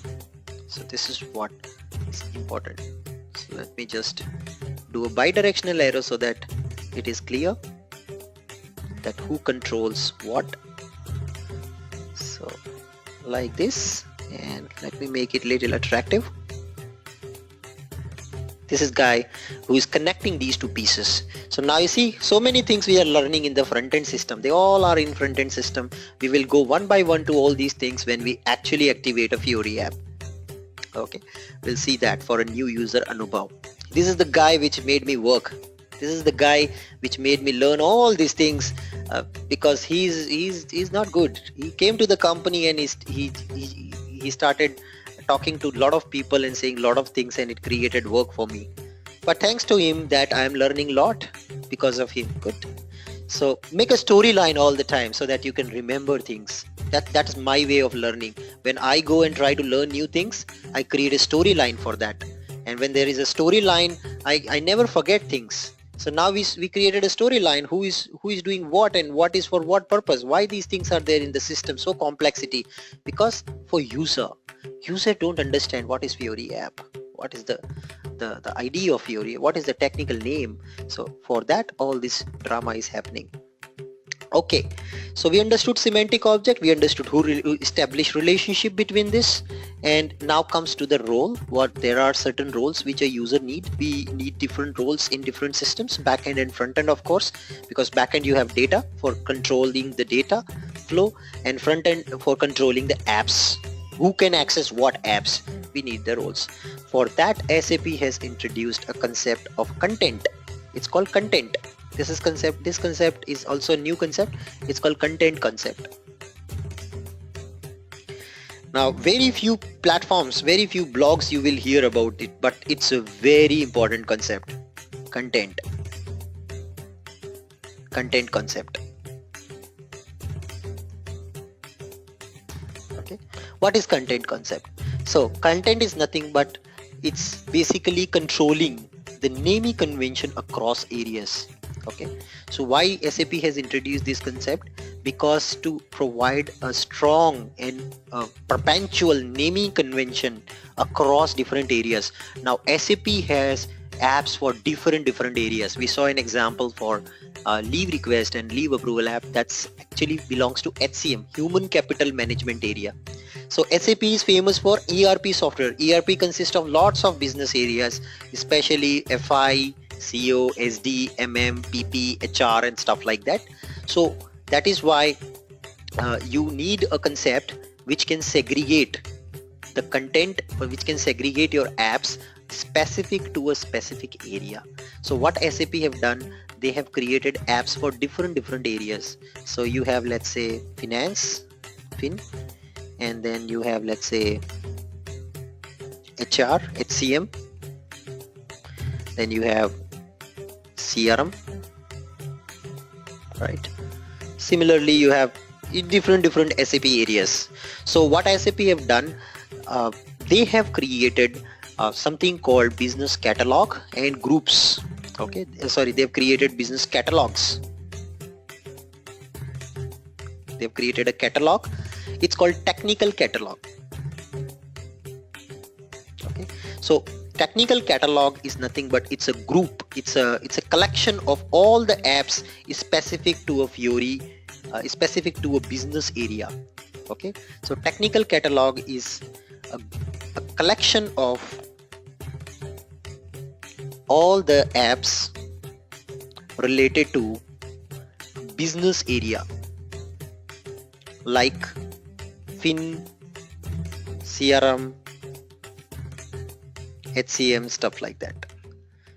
So that's what technical catalog is. Technical catalog is a repository for creating role-specific business catalogs. So it is a collection of all the Fiori apps related to a particular business area in SAP.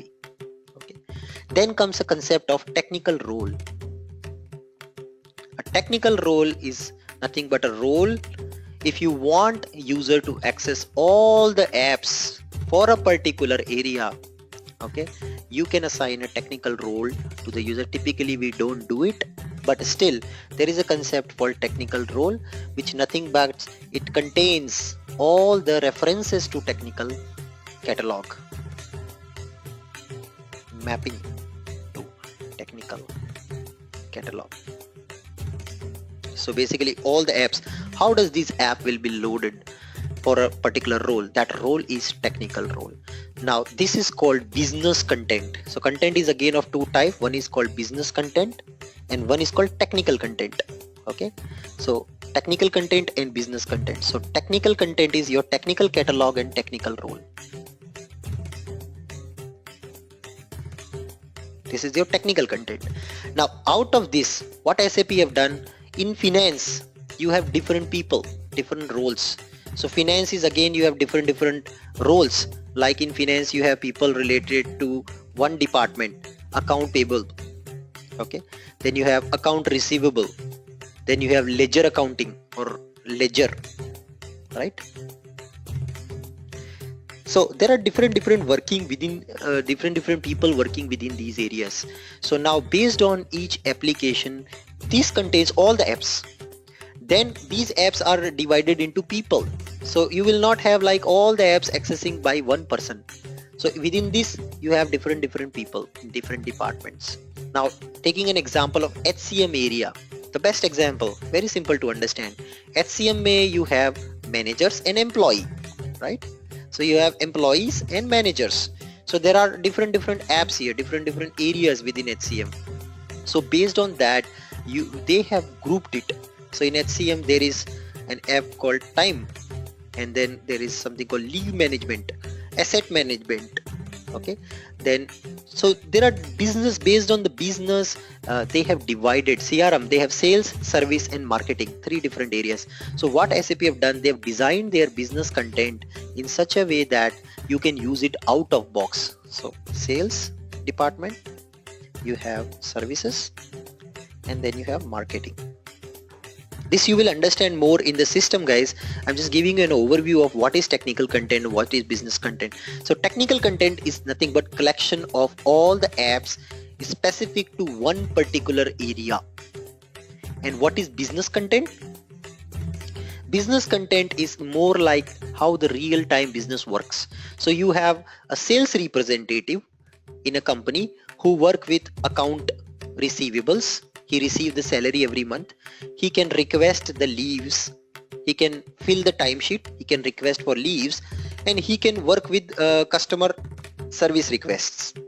So he's not belonging to one particular area, but his job role makes him work with different apps of different areas, right?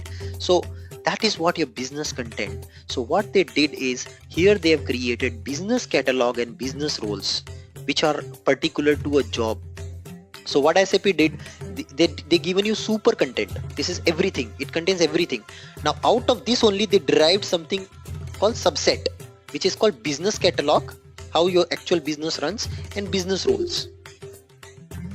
This is very interesting concept. So they have derived business catalog and business roles out of the technical. They pre-modeled it and they give it to their customers. So now out of the box, why we are calling out of the box? The moment you get installation of your apps, you can give this business role and assign a business catalog to a user, and they can right away start using these apps. All the apps related to sales representative gets activated in minutes. All the apps related to employee gets activated in minutes, because you have ready-made catalog, business catalog and business role provided by SAP. If you don't like it, you can create your own catalog and own roles by deriving a subset from the technical catalog and technical role. Okay, this is superset, guys, and this is subset. And if you want your own subset, you can create your own subset if you want. Okay, this is called business catalog and business role. So here you have apps grouped based on responsibility in company. Okay, based on all the apps related to sales representative are there in one business catalog. Now within the business catalog they have business groups. So it's a subset again in which they are grouping area specific apps. For example, you have sales representative who is working with timesheet, also who is working with leave request, and who is also working with service orders. So one group is for CRM, customer relationship management. One group is for HCM, human capital management. One group is for finance. So business groups are nothing but just grouping of the apps so he can understand what belongs to which area. So this is again for business user to make him understand that which app is for which area. So this is business group is nothing but a catalog group is nothing but contains set of apps from a business catalog that shows the user what is the default screen. Okay, what is the basically it belongs to which area. So here when it comes, somehow user will not know which app belongs to which area. So basically business group groups the app from user point of view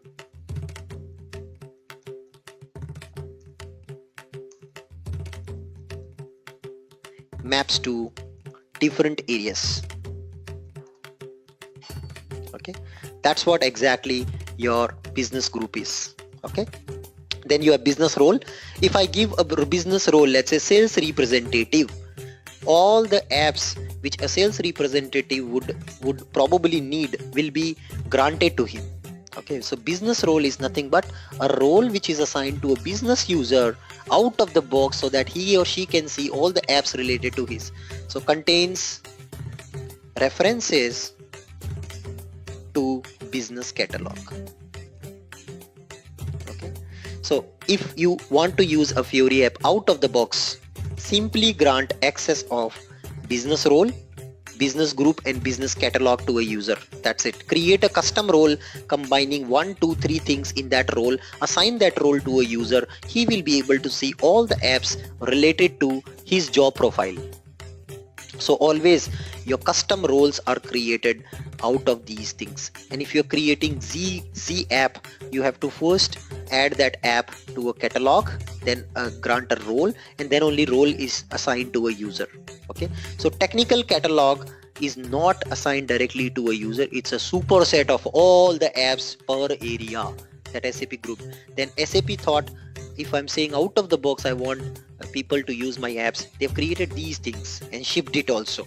So now you use these things and out of the box you can start using your app. We'll talk about custom apps later, but right now we will directly see if somebody wants to use an app out of the box, they can use this business catalog, business groups and business roles to assign and then start using these apps. So all the apps related to a particular business job role will be activated by these 3 things.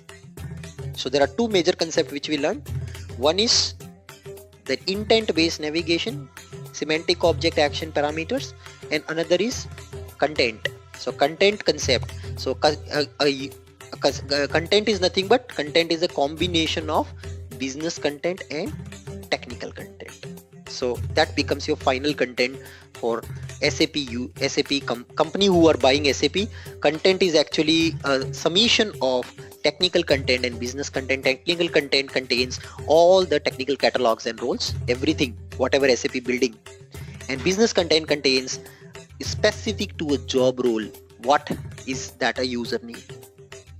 Okay, so now what is the naming convention which is followed? for these catalogs and roles and groups. So let me quickly write down the naming convention, what is followed, so that you don't find any problem in the system identifying these things. So anything what both the things SAP is only giving, so it starts with SAP. Then it comes to area, which area this content belongs to, and then what is the entity. I will write down these things separately. What is entity? Underscore what is app type, and then or role name. This is the naming convention what it follows anything which is being given by SAP, either a technical content or a business content. So what is area here? Area is like your Fin, CRM, HCM, PLM, all these are business areas. Then comes is your entity. So entity is a combination of your technical content or business content. So if it is technical catalog, it is TC. If it is a business catalog, it is BC. Okay. So plus entity name, business entity name. I will show you in the system how does it look. And then comes your app type, what type of app it is. Can anybody tell me how many types of app we saw yesterday's class? Anybody? How many types of apps we have? Anyone? In yesterday's session, if you remember, we discussed. No. Perfect answer B. It's 5 type of apps. Transactional, analytical, fact sheet, smart business, and then X1T, TX1, old 25 apps which SAP started with. Those are the 5 type of apps. We saw the type also for them. That's what it is. And if it is not an app type, then you will have a role name, which role they are using. So again, business roles are specific to business, real business scenarios like sales representative or account manager. All these are business role, business catalog roles, BCR. Okay, so we will have quickly look at for any app the content. So let's go back to our Fiori app repository. I will show you both the things over there. So after you saw installation part, just collapse it and look at the configuration. So in configuration, you see here, this is your UI5 application name. User is not interested in this. This is your BSP application name, which is there in front-end system. This is your O data service name. Okay, this is your O data service name, and you see the role here which needs to be granted to user to access this O data service. This is the role which user should need. This is also shipped by SAP. Then looks like this technical configuration I showed you. Technical catalog, see the naming convention, SAP underscore the area HCM underscore. If it's a technical catalog, it is TC.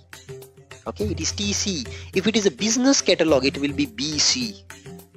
Okay, then it is transactional app, old app, TX1. See, it's an old app, transactional old type of app. This was one of the 25 apps released initially. Then comes the role. See, SAP underscore area underscore technical catalog role, TCR, and the app type is T underscore X1. Then is LPD cust. So in LPD cust also we maintain a role and type of the application. This is just a mapping. If you remember, semantic object and your real BSP application mapping is maintained in LPD cust. So that is why this data is present. You can track back this. And this is your UI5 application, same as like we saw in the top, your actual BSP application deployed. Then comes is your semantic object. See, leave request is a semantic object for this. And then action is create leave request. Semantic action is create leave request. So this is semantic object and semantic action. You can see this same thing in your backend transaction, like I mentioned, the transaction code SEM OBJ underscore SAP. So there you can find this semantic object. Let me come. You can see here this is leave request. Yeah, so semantic object is from the user point of view, BSP application from developer point of view, and who is connecting both of them is LPD cust. Okay, we'll see that all these things in the system for a Fiori app. Then comes your business catalog. This is more important for a Fiori consultant if they want to give a user an access for the Fiori apps out of the box. So this business catalog access This is the business catalog. In that you will contain all the apps related to this employee role. You see the role name is employee, and again X1 means old 25 app set. So BC SAP underscore area underscore BC means business catalog underscore the role of the person in the company and X1, and then BCG business catalog group, and then business catalog BCR business catalog role. So these are all the important things if you want a user to access or your company people to access an app out of the box. These are all the three things you should give and create a Z role with these three things.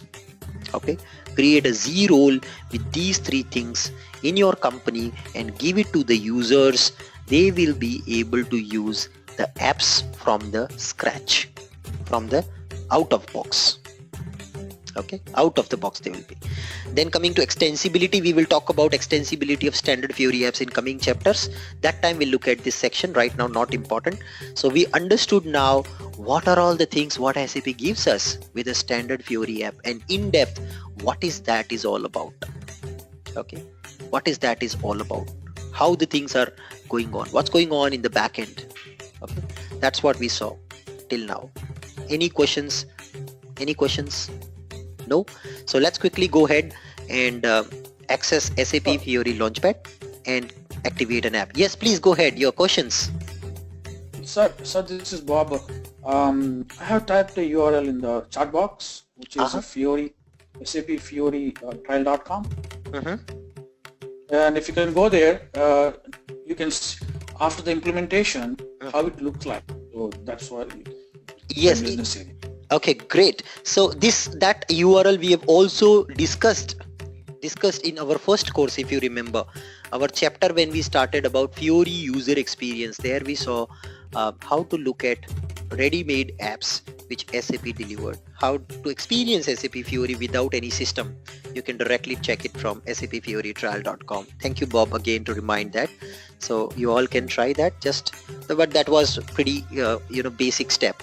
Now we are getting deep inside the system to look at all this stuff. So let me quickly go and create a fresh user and quickly grant the role to the user so that user will be able to access. But there is again complexity involved in this. So we understood this is all about apps, but there is a complexity about this guy here. What is this guy? Launchpad designer. So now try to understand this. Who is the consumer of Launchpad Designer? Let me ask this question again. I already asked, you got the answer, but let me ask again. Who is the consumer of Launchpad Designer? Anybody? Who uses Launchpad Designer? Who uses Launchpad Designer? Who is the consumer? Is the developer or consultant? Fiori consultant directly talks to this, right? This guy is the talking to Launchpad Designer. But who is the consumer of actual Launchpad? Anyone? Who's consumer of Launchpad? Who uses Launchpad? The end user, the business user, right?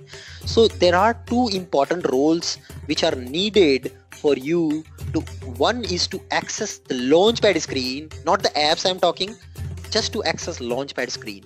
And one role which is needed to access Launchpad Designer. Okay, these two roles are most important, which you must have to have in order to use Launchpad. But before that, you should also activate SAP Fiori Launchpad in the front-end system, which is a job of basis guy, which we will also understand that in the system now. So there are three major activities. First activity is to activate the Launchpad. Second is to create a role and give that role to Fiori consultant, so that Fiori consultant can use the Launchpad designer and design the Launchpad for us, and then give a basic role to the business user so that they can see the Launchpad screen. Otherwise they won't be able to see the Launchpad screen. Okay, so that is first part. Next phase, we'll see assigning the role, same role, creating some roles and assigning to the user so that user can see the apps. Okay, so that is what we will do. So now understand these two are different things, Launchpad and Launchpad Designer. So there is a different URL for Launchpad Designer and there is a different URL for Launchpad itself in the system. Okay, so let's look at that. So first we will talk about Launchpad Designer. So there is a different URL for Launchpad Designer.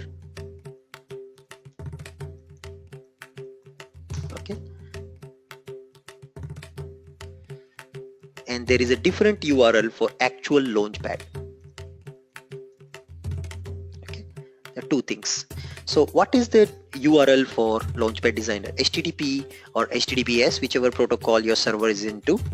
Then host name, port name,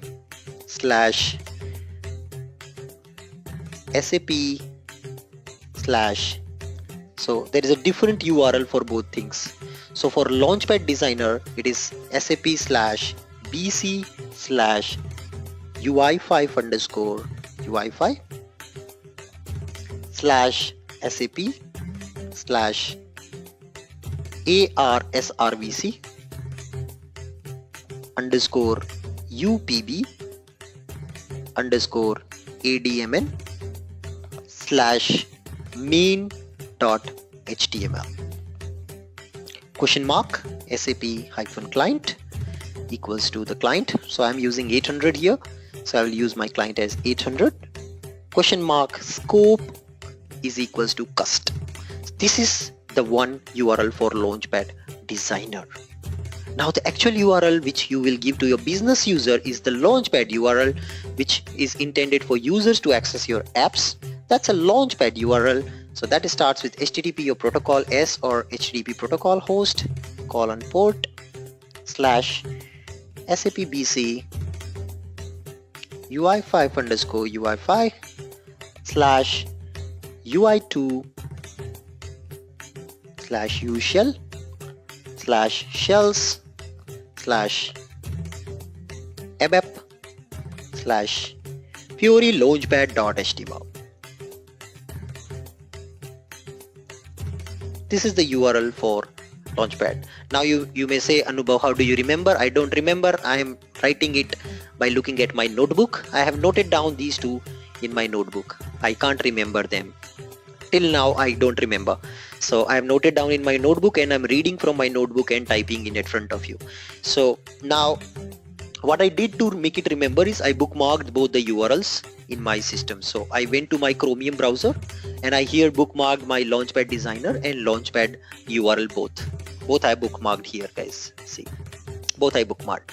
So first one, if you go and check the one, so this is what your launchpad designer is. Okay, now it is logged in immediately with some user.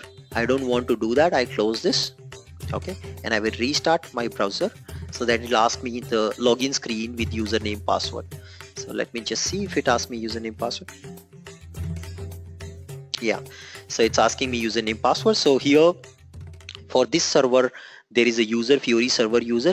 This user has already been given authorizations to access the Fiori launchpad designer. If this user doesn't have authorization, so if it's a fresh system in your company and you want to use launchpad designer in your company, for your company, then there has to be a role which should be created and granted to you in order to access launchpad designer. Otherwise you will see an error. Okay, you will see an error when you access launchpad designer. You will see an error if that role is not granted. So I was talking about first accessing the launchpad and launchpad designer. That was the first step I was talking about. So for that also you need a role which this basis guy has to create, and if this guy doesn't create, you tell him how to create. That we will learn. Okay, that we will learn what is that you need to do. And then for users also, what is the bare minimum you need in a role to access so that user can access the launchpad screen at least. And then we'll reach to the app level and see what roles, how to create roles, how to give access to the services to create the roles so that they can access the app. That is what we'll see in the next session. So we end the session here with the URLs. Right now we have not talked about the roles for accessing launchpad and launchpad designer. So many of you sent me many queries. You sometimes see when you access launchpad designer and launchpad could not load groups. Some chip error, sometimes chip error comes, sometimes could not load catalog, could not load group. All these issues you all must have faced, and for that you did a lot of googling. So I will exactly tell you the step-by-step way to create a role for yourself, which you, when you grant, you will get bare minimum rights to access the launchpad designer. And also for user, what is the role you need to create so that they can access launchpad itself. Yeah, so there are two different things. One is an admin who is the designer, and one is the business user who is the accessor of the launchpad. We will see what role, what authorization, how to create it is from the scratch, and how to grant it to the user from the next session. Also activating standard Fiori apps and adding it into catalog, and then we'll see one scenario of adding the custom Fiori apps into the system. Okay, that's what we will see. Okay, we will see in the next session. Okay, time for your questions. Do we have access to Launchpad Designer? Yes, we do have. I will quickly show you. This user already has it. This user also has the role granted to access the Launchpad Designer. So I will just show you this user in the system. You can see this is the Launchpad Designer through which I can create groups. Now, before we wrap, I will quickly show you what I was talking about, the technical role. So you remember the technical role I was talking. So if you go back to our Fiori library, you will see here a technical role. So if I come down, you will see technical catalog. You remember what is technical catalog? Can anybody tell me what is a technical catalog? Anyone? What is technical catalog? What it contains? Anybody? What is technical catalog? Anyone? No, it is a catalog which contains all the apps related to an area.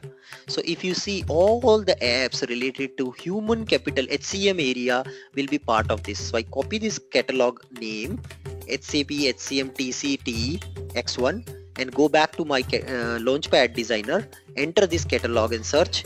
You will see there are total 12 apps, or indeed 6 apps total. All the apps, whether it is approval app or the main natural apps, they all are part of it. This is your technical catalog. It contains all the apps related to HCM area. See guys, it's your technical catalog. What is business catalog? Business catalog is a catalog which contains apps only specific to business function in the company. So if I come down to business catalog of this leave request app, this is the business catalog. Let me copy this, come here, enter. So it will only see the apps related to employee, not all the Fiori apps related to human capital management. It will only see employee related apps. So click on display and you see it's a subset. You see only 4.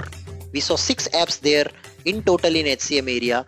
They have created a business catalog to make it available for you out of the box.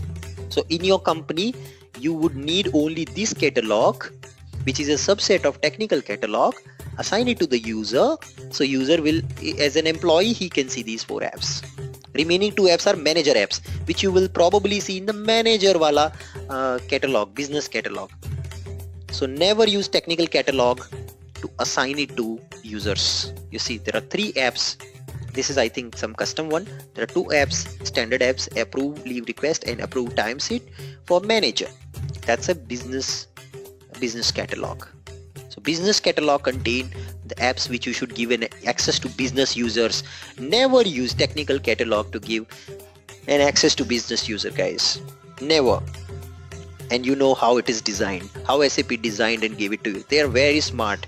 They've designed it so properly. And when you want your own catalogs, in your company you have different roles, different people, different type of roles.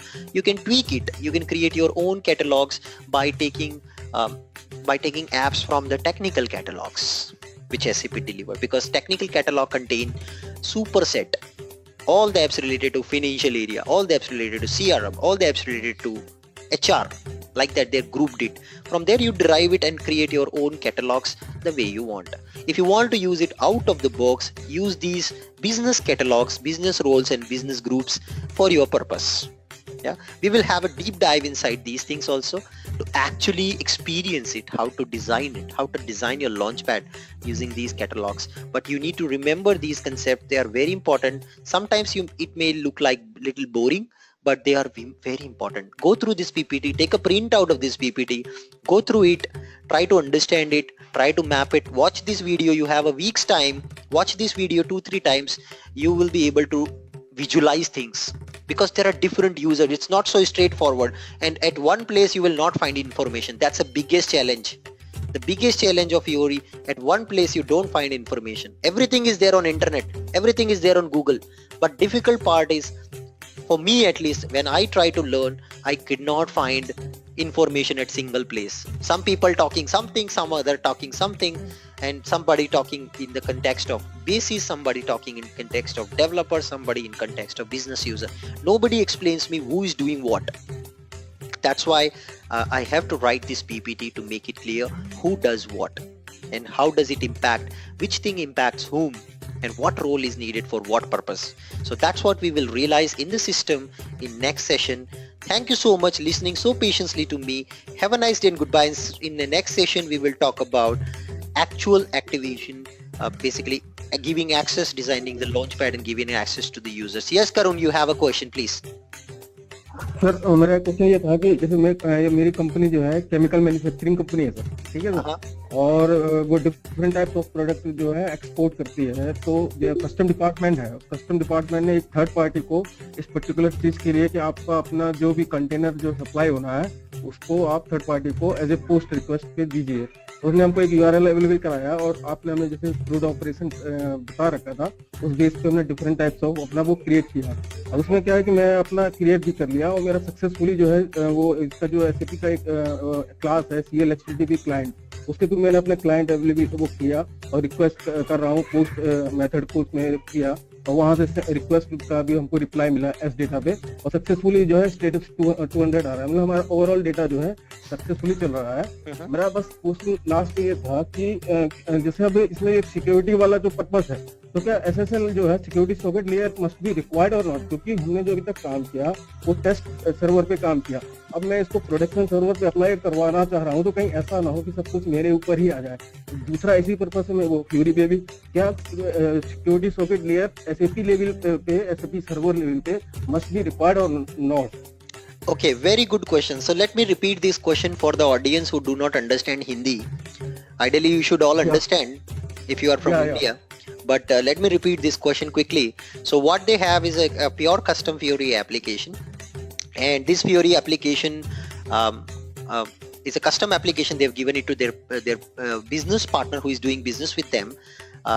And then they have created a post operation on the OData which posts some data into their backend.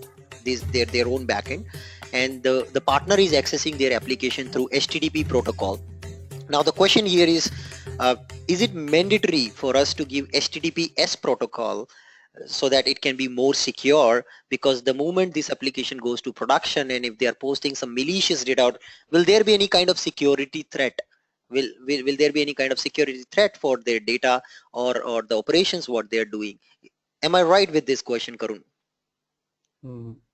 Okay.